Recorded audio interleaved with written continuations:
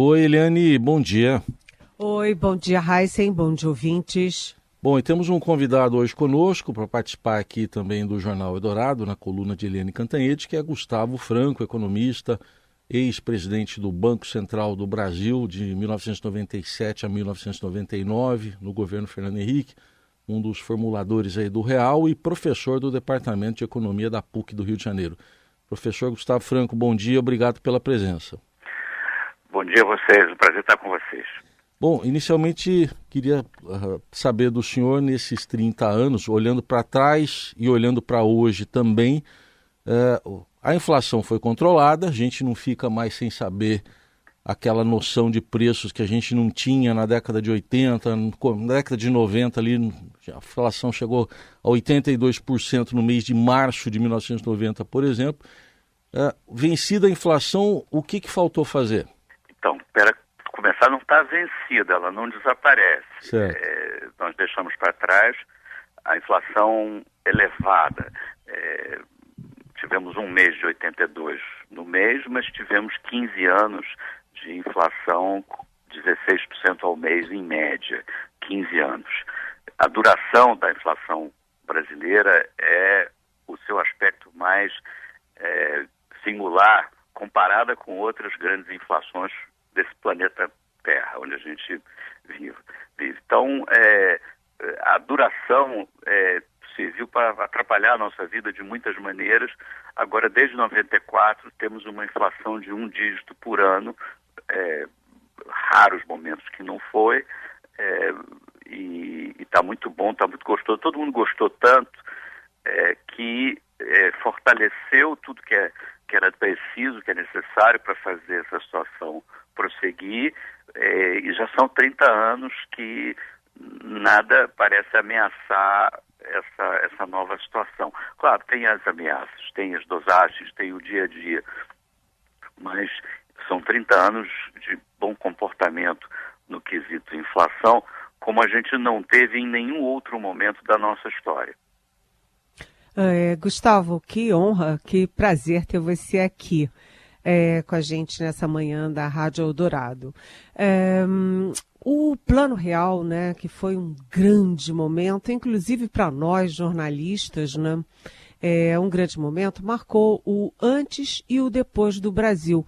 Mas o controle da inflação era o start de um processo cujo fim seria o desenvolvimento.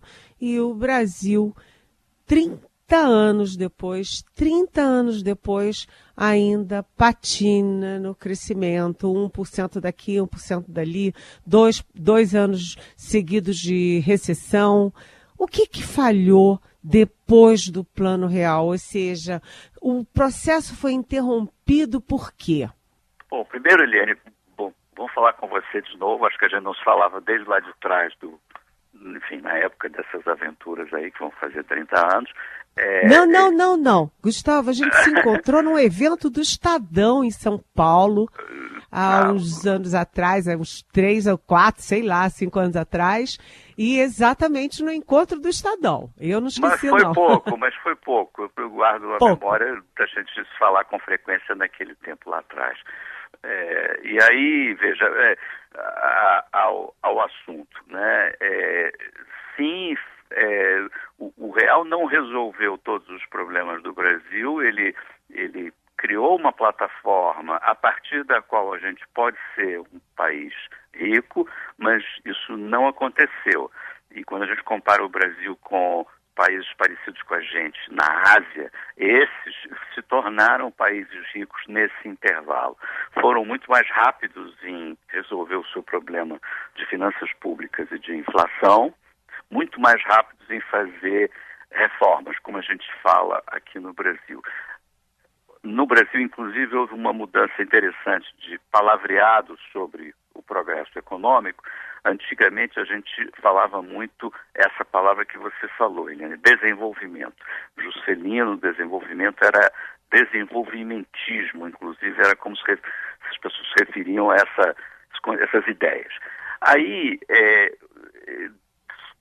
devagarzinho, isso caiu em desuso, e a palavra que se usa quando se quer falar desse assunto é reforma, que traduz a ideia de que é fazer, sim, mas diferente do que reformar a casa, né? Isso, a casa foi construída de um jeito meio torto e que o que talvez serviu para os anos 50 não serve para os 80, para os 90 e para o século XXI. Por isso é preciso reformar, fazer diferente. E aí esse debate logo nos leva para reformas. Algumas a gente fez, outras a gente não fez, muita briga, gás lacrimogênio, encrenca, discordância, e aí isso tudo atrasa o desenvolvimento das reformas e o relógio está correndo, né? A gente fez algumas com muita rapidez e seus efeitos são visíveis. Fez outras, ou não fez outras, e os efeitos de não fazer ficaram visíveis. Um exemplo que eu gosto sempre de lembrar, e é contrastante, é o da telefonia, onde a gente fez a privatização, uma grande reforma no modo de proporcionar esse serviço para a população brasileira, e hoje todo mundo tem um celular, né? E todo mundo adora ficar falando de zap, mandando mensagem para o grupo, essas coisas, é uma delícia, não é isso? Pois bem, mas muitas dessas pessoas que têm celular não têm esgoto tratado, né? O esgoto céu aberto, a pessoa fica doente. Quanta gente ficou doente nesses 30 anos porque a gente não fez a mesma coisa no saneamento que a gente fez na telefonia? A palavra com P, privatização, não é isso? Então, vamos lá, não fizemos as reformas, e fizemos de forma desigual. Aonde a gente fez, dá para saber os efeitos, dá para perceber os efeitos. Aonde a gente não fez também dá para fazer os efeitos, dá para ver os efeitos. E aí, eu suponho que daqui para frente vamos fazer essas reformas com mais rapidez. E também nessa linha, sublinho que me dá pena lembrar, você há de lembrar disso, Eliane, que a gente não fez a revisão constitucional em 1993. E se tivesse feito, muito do que a gente tomou anos e anos para fazer, no período posterior, teria sido feito na partida, teria sido muito melhor, sem nenhum prejuízo da democracia, do processo, nem nada disso. Tinha uma janela para fazer e a gente perdeu. Pois é, Gustavo, você foi presidente do Banco Central e a gente, trazendo para hoje, né, a nossa conversa aqui, você foi presidente do Banco Central e agora a gente assiste esse ruído, como chamou o Haddad ontem, o Fernando Haddad, o ruído entre o presidente Lula e o Banco Central, exatamente pelo controle da inflação e o efeito nos juros. E aquela história, né? Eu chamo o Banco Central de guardião do plano real, né? Quem é que está certo nessa história? E como é que o presidente Lula induz as pessoas a acreditarem que o Banco Central é um malvado, né? um ser do mal, que quer só fazer o jogo do mercado e prejudicar os pobres e a população brasileira? Como é que você vê essa guerra hoje, Gustavo? Bom, cada um faz o seu papel.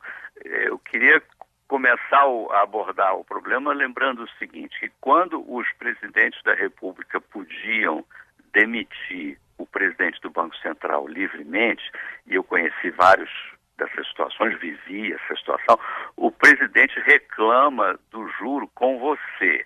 Ou então são fontes palacianas assim que os jornalistas ouvem e botam a notícia. O palácio está triste com você, está irritado com você, essas coisas. Depois, e é recente, depois que o presidente da República não perdeu o poder de demitir o presidente do Banco Central, agora ele reclama em público, tá? E assim não tem nenhuma consequência.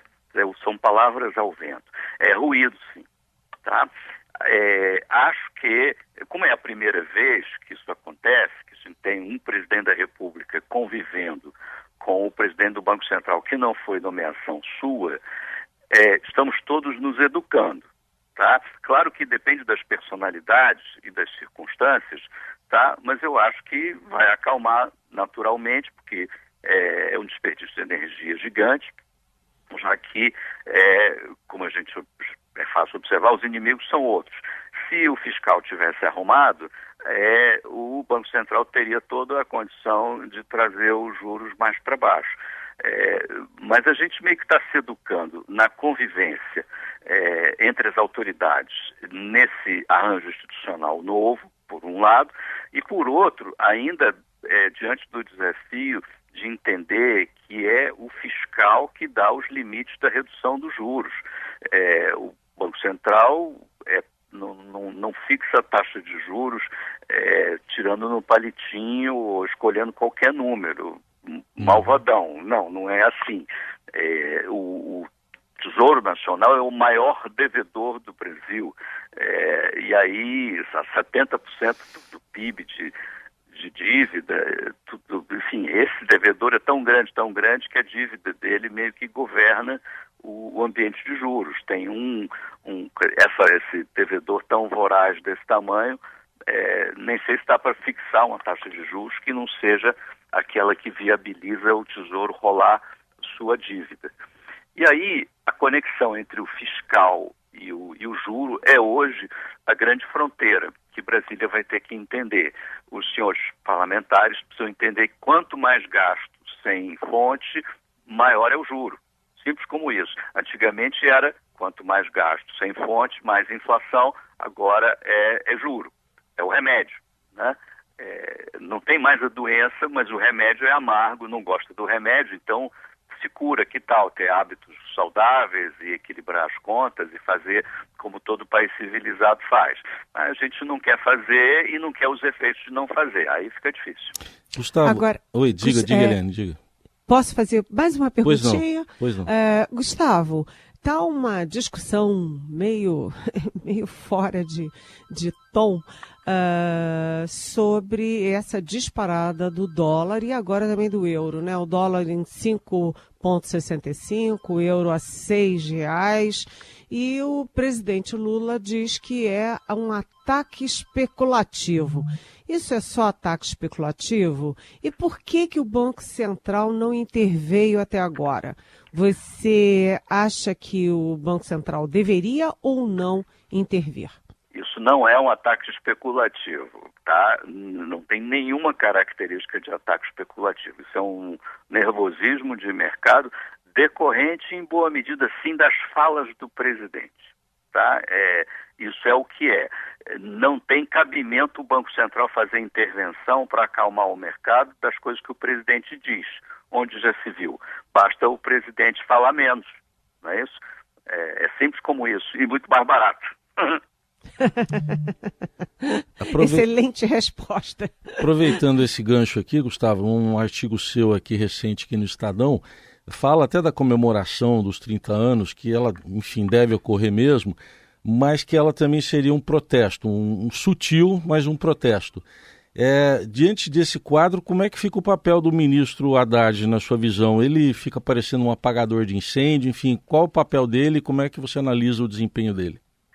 Ele tem um papel muito difícil, que é o de intermediar a economia privada, que tem expectativas do governo que são diferentes das ideias mais raiz do próprio governo, do partido do governo, dos políticos do PT. E é muito difícil ele ficar meio corpo em cada canoa e fazer essa conciliação. Isso pode consagrá-lo, porque é uma tarefa política, depende de conversa e de persuasão, ele conseguir ter diálogo com o mercado financeiro, diálogo com o PT e estabelecer um terreno comum aí para trabalhar. Mas não é simples, né?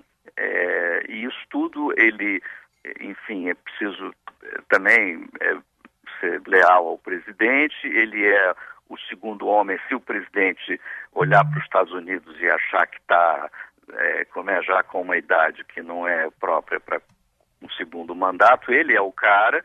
E aí é muito difícil ser candidato a presidente e ser o ministro da Fazenda ao mesmo tempo. Então, tudo muito difícil para Fernando Haddad, tá? Ele tem se comportado bem na medida do possível, mas as circunstâncias são muito difíceis.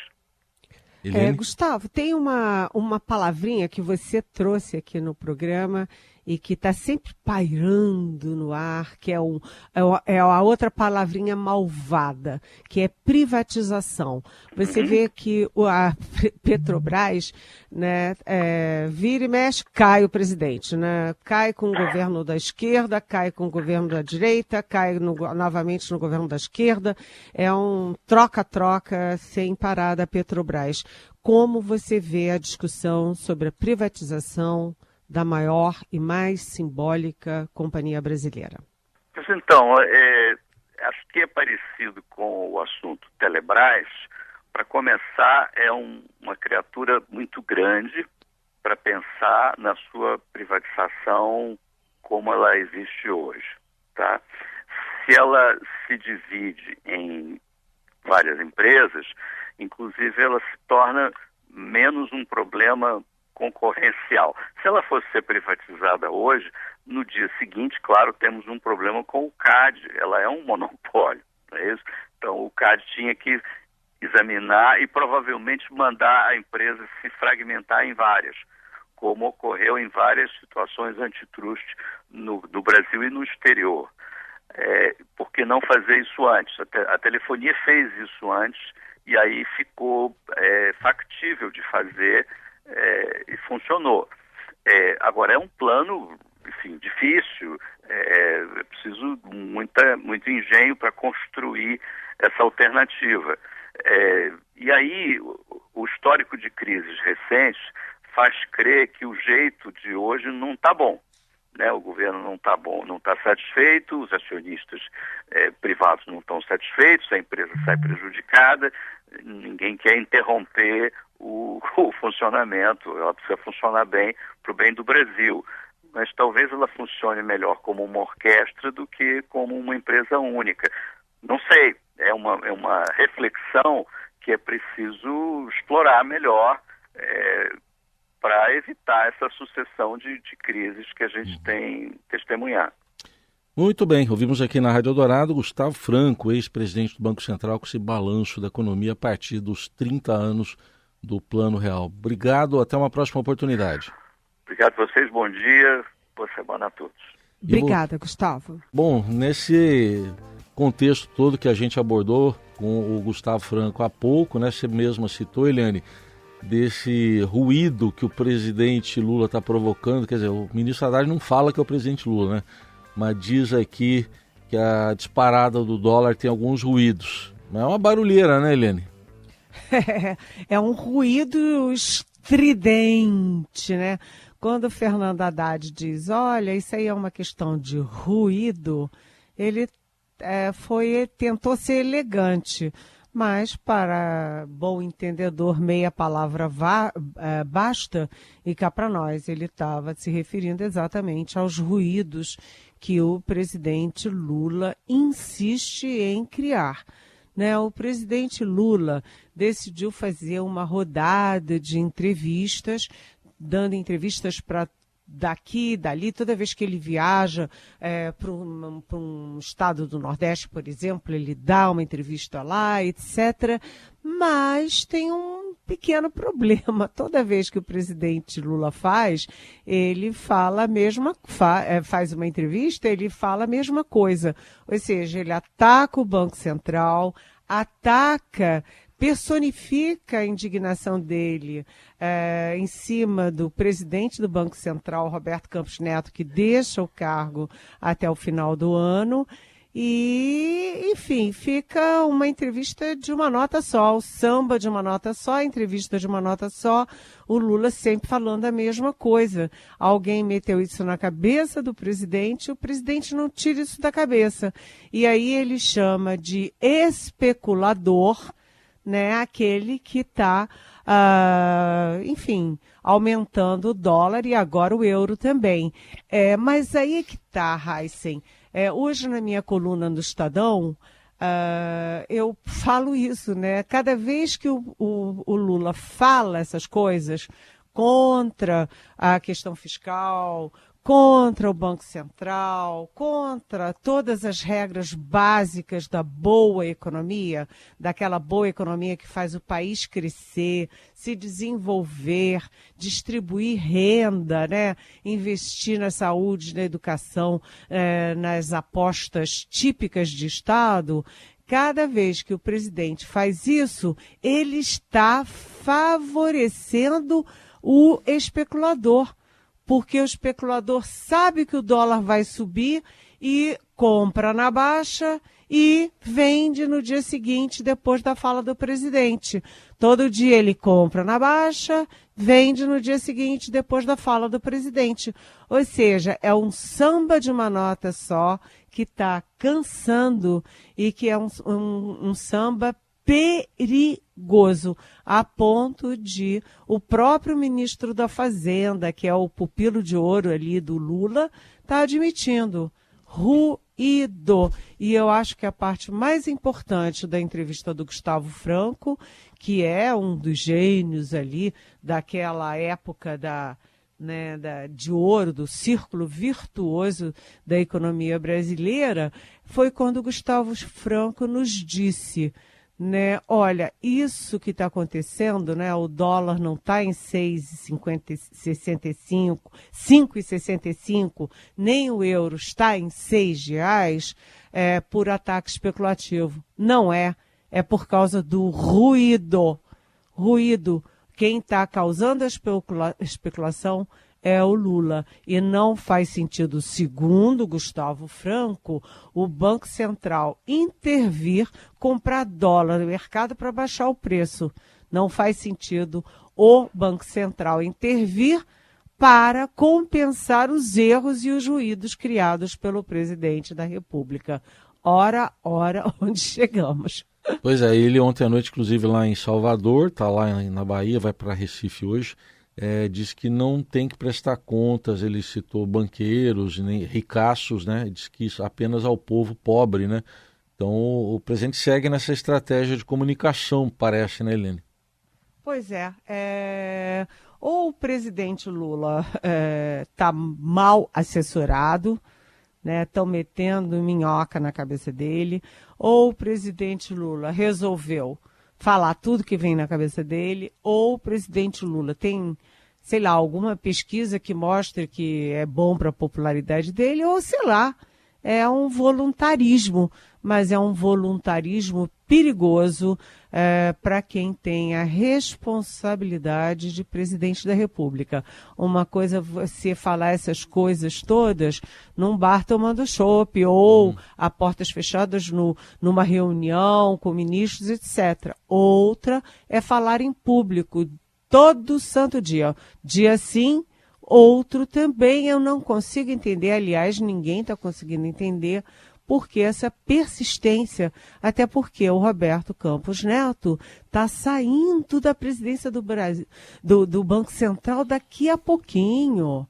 O presidente Lula não tem outras coisas para falar, não tem outros temas para abordar, não tem compromisso em falar sobre o plano dele para melhorar a vida dos brasileiros, para melhorar a economia, para fazer o Brasil crescer. Está ficando muito estranho essa obsessão do presidente de falar todo dia a mesma coisa, sabendo que a fala dele vai pressionar o dólar e agora também o euro, e o euro com o efeito adicional das eleições na França, com a disparada ali da extrema-direita na França.